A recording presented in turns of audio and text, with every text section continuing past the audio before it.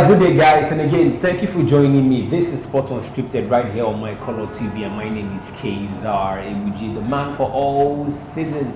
This is a playground for banter. This is where energies collide, where football fans appear not to support the badge in front of their jersey, to show their loyalty, and to do that with me and even more in-depth an analysis. I have two gentlemen with me right here to give us that particular voice and audience. And to my right, I have a guy who's been repping the blue jersey for more than a decade. And to my left, can't really say, but who'll say that for himself. So I will be welcoming them before I let you guys in what I have for you this very wonderful afternoon. Good afternoon, bro. Good afternoon. My name is Obina and I represent Chelsea fan. How long have you been a Chelsea fan? Over 10 years. Okay, and to my left, I have a gentleman. One what's up? I'm good, bro. My name is Sewo Chinebera, a football lover without a badge. I just enjoy the game. Do you play betting? Yes. Okay, so I think it makes sense. Yes. But it's why like, you don't really have a club. It's there for the money. It's there for the money. It's there for the money. All right, guys. This Sport Unscripted. Over the weekend, we had shocking scoreline from the EPL, where Manchester United collected at Old Trafford their home 6-1. Even though like they had a one-man down, 6-1 from their former boss, Jose Mourinho, at Old Trafford. And after that match ended, I think before the match came to an end, the camera came upon the owner of Manchester United, Ed Woodward, yes. Ed Woodward. He was tapping on his phone, and I think maybe we were saying that he was, trying to finalize the signings to his team. And outside that, Liverpool got the first shocking scoreline, I think, for over more than 4 decades, when they lost 7-2 to the hands of Aston Villa. That was really an abysmal result for Liverpool. And many people were saying something about the absence of Sadio Mane being the catalyst to why they lost to that very shocking scoreline. So today we'll be talking more on Manchester United and as well as Chelsea a little. Now, once we make comparisons to signing Manchester United has made a deadline day, and the signings that Frank Lampard has as well made. So Chelsea made about 8 signings this season. United made about 6 or 5, I think 6 signings this season. So we want to really know what led to such signing, because Chelsea finished 4th last season. Yes, 4th. United finished 3rd last season. So what could actually be the reason Manchester United had to make the panic buy? They had 4 players on the deadline day. So today, I'll be starting with Easy to tell me what he actually believes might be the basis why United had to sign those 5 players on deadline day. Before he does that, we have somebody like Edison Cavani, who has been a free agent for over 7 months. We had Pelistri, we had Tennis, we had Amadialo. So even before that, we had Van de Beek from Ajax. So Easy, what's up? What do you think is wrong? Should we call that a panic buy, or should we call that a signing of technicality? Well, we can't really say that it's a signing for technicality. Okay. Every club always have the passion to build up their team, okay, to win trophies and the rest. But Manchester United signing 4 players on the deadline day, believe me, it's panic signing. Okay. Because they had the opportunities to sign even more than 4 players. Okay. They had the interest of Sancho and some other players, Thomas Partey. So they had the interest of getting these players, but they did not. So it is safe to say that Ed Woodward was under pressure to sign players. Okay. So hence that for signing that day. So it is after this international break we will know if these players are actually worth the money and what the why and everything before we conclude on their capacity. Okay, so on Manchester United, I will take the spotlight to the guy on my left. Ewo, can I get a connect first, man? Okay, sounds cool. Now, Edison Cavani, not having played for any football team for 7 months, a free agent, Yes. and Man United is snapping him up. And knowing someone of that quality not really been with the club for over that period of time, like, what does it really say about him and him joining Manchester United? Well, about Cavani, I don't really think him being out of contract for over 6-7 months should be a problem. Okay. I think the only problem there is his age. We've had players who are out of their contract, like Diego Costa, when he had issue with Chelsea. Yes. He stayed out for more than 6 months before he went to Atletico Madrid, and since then he's been balling. He's been getting the goods for them. So I don't really think that Cavani being out. Remember that he's a player that has a lot of experience. He's played for Napoli, top clubs. Yes. So just being out for 6 months is not really a problem for me. Yeah, I think. Okay, now you think Cavani is a missing puzzle in that Man United attack line? No, I don't think he is. What more do you think can be done to give that attack the edge they're missing? Well, first of all, I think Manchester United need to sack their coach. Wait, actually. Listen. I think they need to sack the coach. Talking about their front line, I think they have everything they need. Almost everything. No, I doubt that. Jim, let me finish first. they have Anthony Martial. Okay. Who has been very inconsistent. Topping their strike line. Okay. They have Greenwood. Okay. They have a Gallo on the bench. Someone they snapped out from China. They have Marcus Rashford. Yes. Who is there also. Now let's talk about the attack. In the absence of Martial, I think Greenwood has everything a striker needs.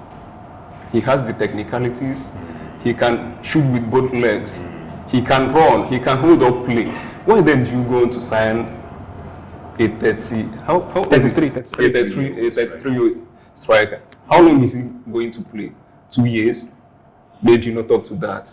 So now, what you're trying to say is that Man United does not need Cavani in that team. I don't think they do. I think Greenwood can always put in a shift for Martial. And I also think that Igalo will be better off than Cavani, if given the chance, because he's not been getting a lot. Okay, now I think there were reports making rounds on the internet where people were comparing Pochettino. I think that is the main man to take Manchester United to the heights that they've been missing. Do you think Pochettino will be the better man to do the job than Ole Gunnar Solskjaer? Oh yes, of course. I think that Pochettino is a tactician. Unlike Ole, he's just clueless. Hold on. Easy, do you believe that Ole Gunnar is clueless? Really, he's clueless. That man is clueless. Okay, now let's just leave it at that.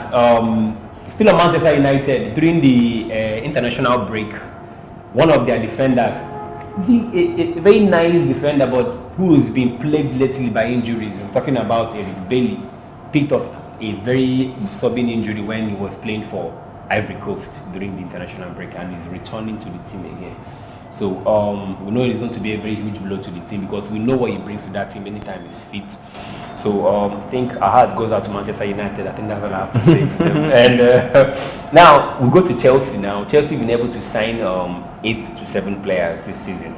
And last season, you people finished 4th in the Premier League table. Signing 5 to 6 players now, because so far, like we've seen somebody like Kai Havertz struggling. Timo Werner struggling, and Thiago Silva has not really, blended well to the team. Then Ben Chilwell, one thing, Chilwell has always been in the league, so for him scoring goals and being in form is not a surprise to us because he's been in the Premier League for a while. And the absence of Ziyech has not really, I think to an extent it's been felt because we know he's a very quality player. Yeah. So when you make this comparison to the amount of quality of players you guys have, the one that Manchester United have, what do you really think we should expect from these new players this season joining the league? Okay, also you have to look at the quality of these players. Okay. We've gotten Kai Havertz, Timo Werner, and Ziyech. These are quality players, not even above the age of 25. Now you can't compare Timo Werner with this 33 years old man. So Chelsea still has that potential to be a better player, a better team, compared to Manchester United. So I believe if given the proper time, training, skills too, Chelsea will be a better club compared to Manchester United.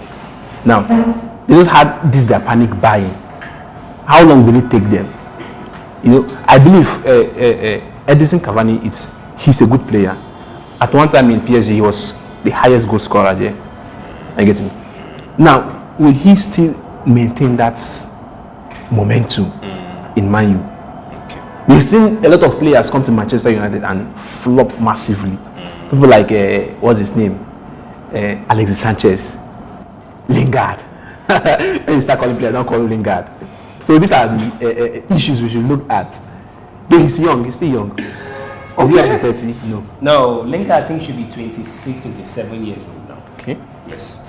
Okay, now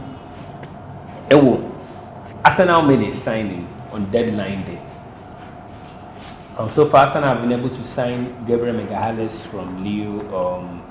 Ceballos came back, I think, the second loan extension. And Willian joined on a free transfer from Chelsea. Now, they had Thomas Partey join the team. Now, Arteta has only been with that team for less than a year. And so far, we've seen what the guy is like, where he's headed. What do you think Partey's inclusion into the Arsenal squad will bring to that team? Well, first of all, I would like to say that I think that Partey's purchase is the best business done on the deadline day, and probably the best done by any Premier League club in this just concluded transfer window. I think Partey, with his qualities, he's just the kind of player Arsenal has been missing since they lost Alex Song to Barcelona. Okay. He has all the qualities to partner almost anybody in Arsenal's midfield. He can partner with Ceballos. Okay. He can they've sold Guendouzi. Yes. He can on loan. Yes, on loan. He can partner with almost any other person there. He's not just a defensive midfielder. He's a defensive midfielder that can actually carry the ball. We have just few of them in the Premier League. We have only, I think, Mateo Kovacic of Chelsea. Those kind of players are players that they don't just bring in the steal to your midfield, they push the attack also. Locomotive players. They break new positions attack and orchestrate yours also. That's their job. And Partey does it well. Don't forget that he was once an attacking midfielder before he was converted to defensive midfielder. Okay. So that still counts in his advantage. So now you've seen Arsenal push for the title this season because of Partey's presence? No, they've been missing from the top four for more than 4 years now, not thereabout. I think first their priority should be the top four, making the top four, not winning the Premier League. So you believe it's not possible? Everything is possible. Okay. Especially with football. Okay. But I don't see them winning the league. I don't even see them making top two. The past few weeks, Arsenal has they've clinched 2 titles. Yes. Community Shield and FA Cup. Good. FA Cup. Now, they've had this psychological impact, this winning impact in them right now. And their coach is a tactical man. Okay. We know he played alongside with, he coached alongside with Pep Guardiola. Yeah, Pep Guardiola. And we believe that skills, that talent has been betrothed to Arteta. Okay. Now, he has gotten few players, which will include Thomas Partey, Willian. They have consolidated that midfield. Believe me, it will not be a surprise if Arsenal are contenders for the Premier League. Okay, Easy believes that Arsenal are contenders, like you won't be surprised, but it would think like a little time is needed, or like a little work should be needed for Arsenal to get to that stage that will push them for Premier League title, maybe be among the contenders. Okay, well guys, this I think so far has been on me and Easy. and Ewo to my left, and it's really been something nice and engaging. Okay, now we had international friendly played over the, I think, midweek. We had Messi score the winner against Ecuador through a penalty. Ronaldo, I think the match they played against Spain ended 0-0. Yeah. Ronaldo tried, but he couldn't score a goal. But so far, so good.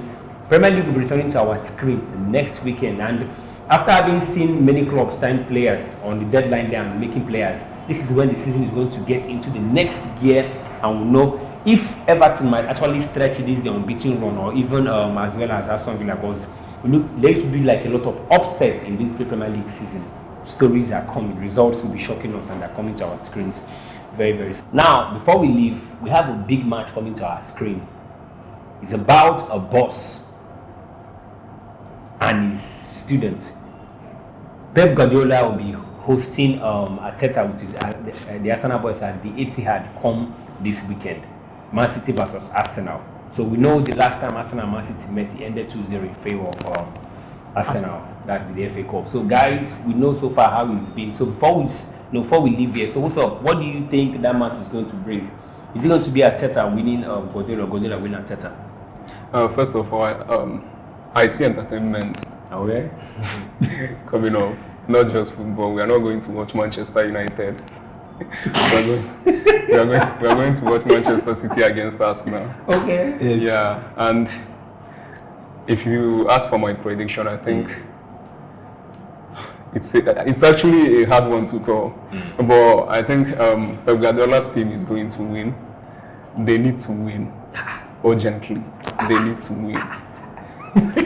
No. Like you don't say that. Like you don't say a team needs to win urgently. I think, to me, I think it's more like a disrespect to the other team, because they also are coming to play for the winning. You say that one team needs to win urgently, like you don't even see the other team winning it. Is that what you're saying? No, not that I don't see Arsenal winning. We've seen Arsenal go against odds recently, winning titles and all. But given how urgent it is for Manchester City to get the 3 points, they need it. I think they will go for it. And with Bernardo Silva and others returning, I see Pep Guardiola winning that match. Is also Well, we really need Man City to win the match, but it's a but. okay. Man City are missing 2 players, And who's that? Gabriel Jesus and Aguero. Aguero is down to injury. He's back to full fitness. He can't just start scoring goals just like before. Okay. You get? But like Raheem Sterling has been leading the front line for a while now. Yes, we know Raheem Sterling has been leading the front line, but we believe how Sterling can be. At that moment of need, he will disappoint. Okay. You can give Sterling the ball with the keeper and he will miss it. Everybody misses chances. Okay. But his own is too much. His own is too much. Now, before we sign out now, what do you think will be the scoreline? Yes. Believe me, I think Arsenal may win the match. Okay. Or a draw. But like, you don't have any particular scoreline? No. What's the scoreline? Well, I think it will be a high-scoring match. Maybe 3-1 in favor of Manchester City or 2-2 draw. Okay.